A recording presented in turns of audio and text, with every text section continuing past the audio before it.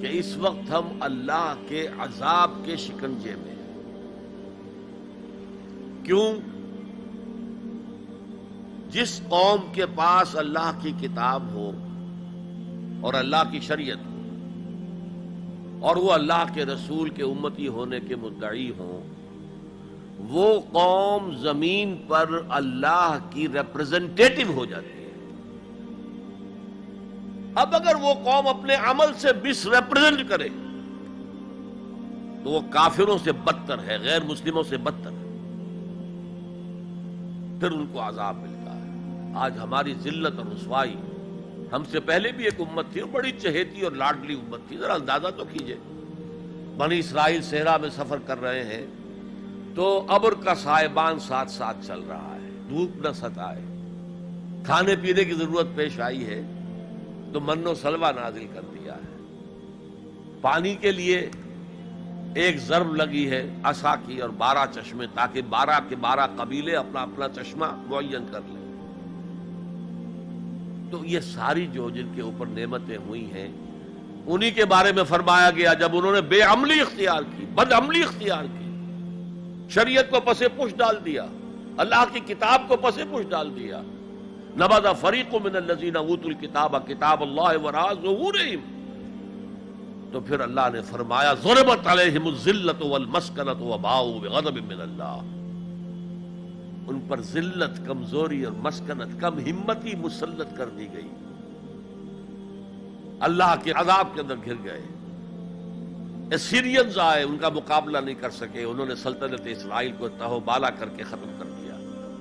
نیبوکڈنیزر آئے، اس کا مقابلہ نہیں کر سکے، اس نے لاکھوں کو قتل کیا، لاکھوں کو وہ کیپٹیو بنا کر بیبیلونیا لے گیا، اور حضرت سلیمان کے بنائے ہوئی مسجد کو، جسے وہ ٹیمپل کہتے ہیں، ٹیمپل آف سولومن، اسے گرا کر زمین کے برابر کر دیا، 2 اینٹیں سلامت نہ رہی، یروشلم میں ایک انسان نہ رہا، کوئی متنفس نہ رہا۔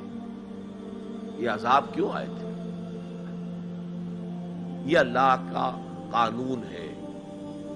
جو امت کتاب اللہ اور شریعت خدا بندی کی حامل ہو کر اور طرز عمل اس کا مختلف اور برعکس ہوگا، وہ کافروں سے بدتر ہے اللہ کی نگاہ میں۔ اب علاج ایک ہی ہے، ہم کہیں کسی جگہ دنیا میں کسی سائزیبل ملک میں پورا اسلامی نظام، پوری اسلامی سیاست، پوری اسلامی معیشت، پورا اسلامی معاشرہ، پورا اسلامی قانون نافذ کر کے دنیا کو دکھائیں، and we should be able to invite the humanity at large, come and see with your eyes, this is Islam۔ یہاں کی برکتیں دیکھو، یہاں ہر شخص کی بنیادی ضروریات ریاست کے ذمے ہیں۔ میں نے جو حال یہاں دیکھا ہے پاکستان میں کبھی نہیں دیکھا، جس طرح کی چھوٹے چھوٹے سے 4 فٹ 6 فٹ 7 فٹ کی ایک لکڑی کی بنی ہوئی کوٹھڑی کے اندر پورا خاندان آباد ہے، اور جبکہ اونچے اونچے محل موجود ہے سامنے۔ یہ عجیب ملک ہے، ڈیموکریسی میں بہت اونچا، لیکن سوشل سیکیورٹی کا کوئی نظام سرے سے نہیں، سرے سے نہیں۔ ہمارے ہاں پاکستان میں بھی وہ کوئی اسلامی نظام ہے، جو زکوٰۃ ہے وہ پورا، اور بیت المال کا نظام قائم نہیں ہے جیسے کہ ہونا چاہے، پھر بھی کچھ نہ کچھ زکوٰۃ کا نظام جو قائم کر گئے تھے ضیاء الحق صاحب، اس سے کچھ نہ کچھ غریبوں کی مدد ہوتی ہے۔ تو بہرحال جب تک ہم دنیا کے سامنے اسلام کی نمائندگی نہیں کریں گے، صحیح اسلام کی اور کامل اسلام کی، اس وقت تک ہمارے حالات میں کوئی بہتری نہیں آ سکتی۔